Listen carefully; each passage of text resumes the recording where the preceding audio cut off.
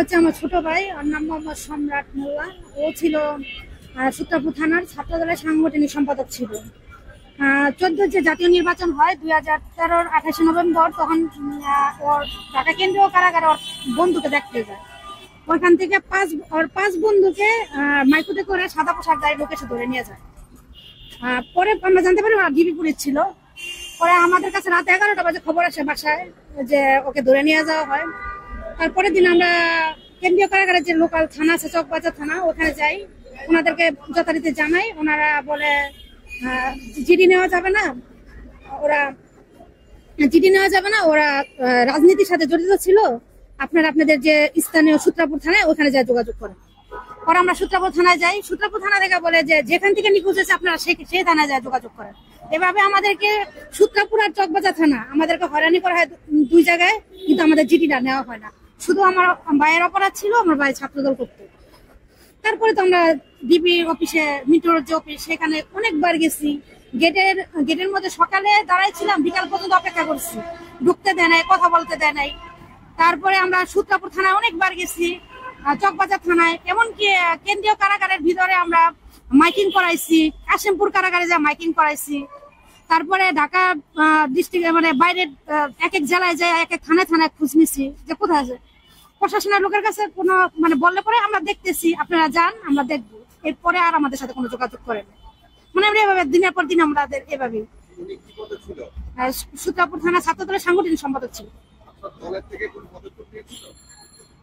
দলের তো তখন তেমন ক্ষমতা ছিল না, ওনারা খোঁজ করবো সেটা ক্ষমতা ছিল না। হয়তো প্রোগ্রামে ডাকে, এক প্রোগ্রাম করতো আমাদের নিয়ে, যে গুম হয়েছে তাদেরকে নিয়ে, এই পর্যন্তই। ওনারা আশ্বাস দিয়েছে যে যদি ছাত্র বিএনপি ক্ষমতা যায় তখন হয়তো তারা করবে, কিন্তু এখন তো তাদের আর তেমন কিছু করার নাই। তখন ভিতরে অনেক বন্ধু আটক ছিল, সেই বন্ধুকে দেখতে গিয়েছিল। ছোট ভাই।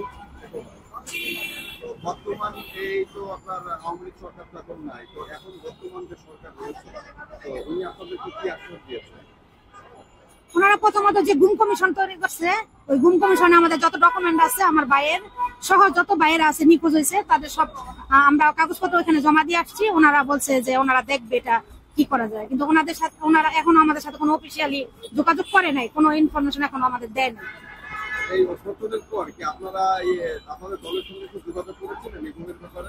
হ্যাঁ, দলের সাথে আমাদের যোগাযোগ হয়, কিন্তু তারা তেমন কোনো আশানুরূপ কিছু বলতে পারতেছে না বা বলে না ওরকম।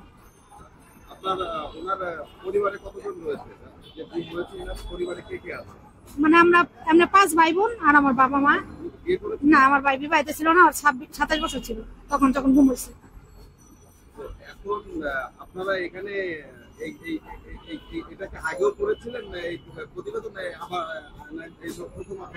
না, আমার ভাই গুম হওয়ার পরে থেকে আমরা মায়ের ডাক সংগঠনের সাথে যুক্ত হই।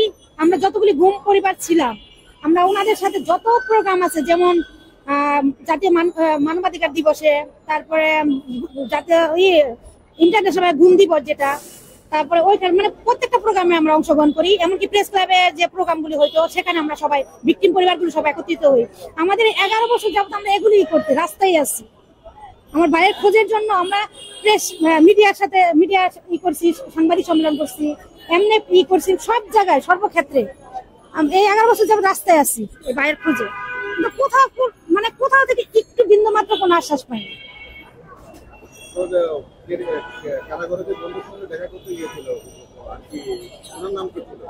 ওর নাম ছিল সঞ্জু।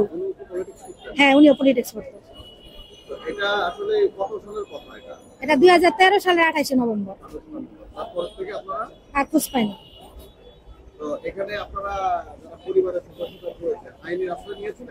হ্যাঁ, আমরা তো যে জিডি করতে গেছি, জিডি নেয় না ওই জন্য হয়রানি করাচ্ছিল। দুই থানায় ঘোরাঘুরির পরে যে কোনো কারণে হোক, উপর থেকে হয়তো বা কোনো চাপ আসছিল, তারপরে চকবাজার থানা থেকে আমাদেরকে 3 বছর পরে আমাদেরকে ডেকে নেওয়া হয়। নেওয়ার পরে ওনাদের নিজেদের ইচ্ছে মতো ওনারা জিডি লিখে। আমি বলতেছি যে আমার ভাই তো এভাবে নিখোঁজ হয় নাই, আমরা এখানে সিগনেচার করবো না, না আপনাদের করতে হবে। তারপরে আমাদেরকে বাধ্য করা হয়েছে সিগনেচার দেওয়ার জন্য।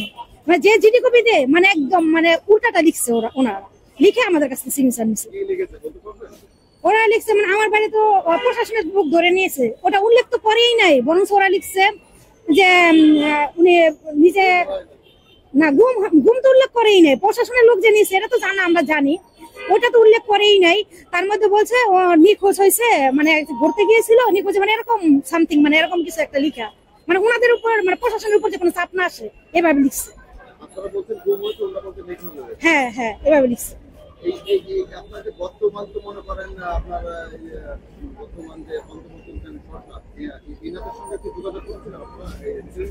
হ্যাঁ আমাদের সম্মিলিত ভাবে আমাদের যে সংগঠন আছে মায়ের ডাক, ওনারা মানে সবসময় যোগাযোগ রাখে। আমরা মানে এমনি নিজেরা যোগাযোগ করি নাই, কিন্তু আমাদের সংগঠন থেকে যোগাযোগ করছি। মায়ের ডাক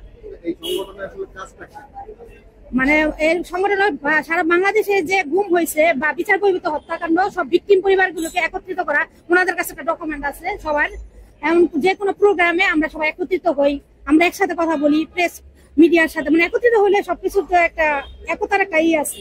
11 বছর যাবত আমরা এই সংগঠনের সাথে জড়িত।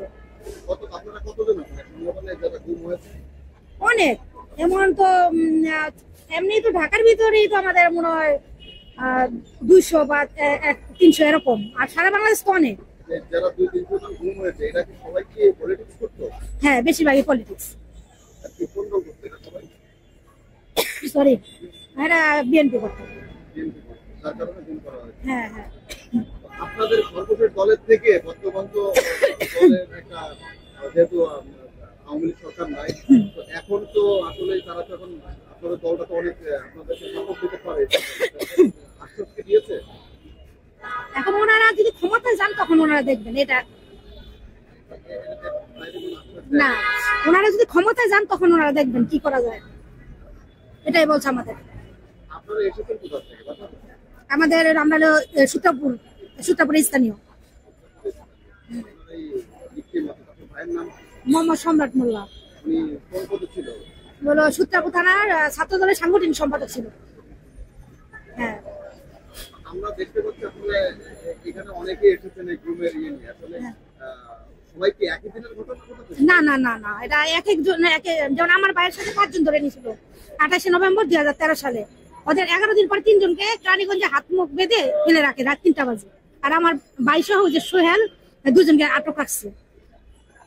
এই 2 জনকে আমরা পাইনি 11 বছর যাবত। আমরা 11 বছর যাবত খুঁজতেছি সব জায়গায়।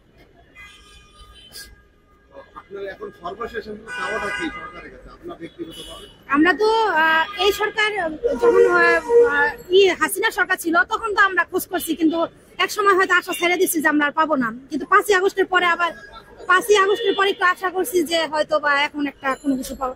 বেঁচে আছে না মানে মারা গেছে এটাও তো জানতে চাই, এটাই বড় কথা। কিন্তু এখনো পর্যন্ত তো আমরা কোনো কিছু আমরা কিছুই জানতে পারি নাই। যে 2 মাস 3 মাস হয়ে যাচ্ছে, তারা এখন আমাদের কোনো গুম কমিশন।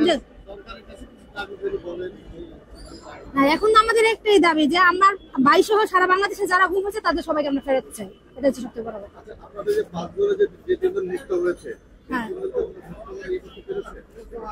হ্যাঁ এই 3 জন তো আমাদের সাথে এসে দেখা করছে, 2 জন দেখা করছে। হ্যাঁ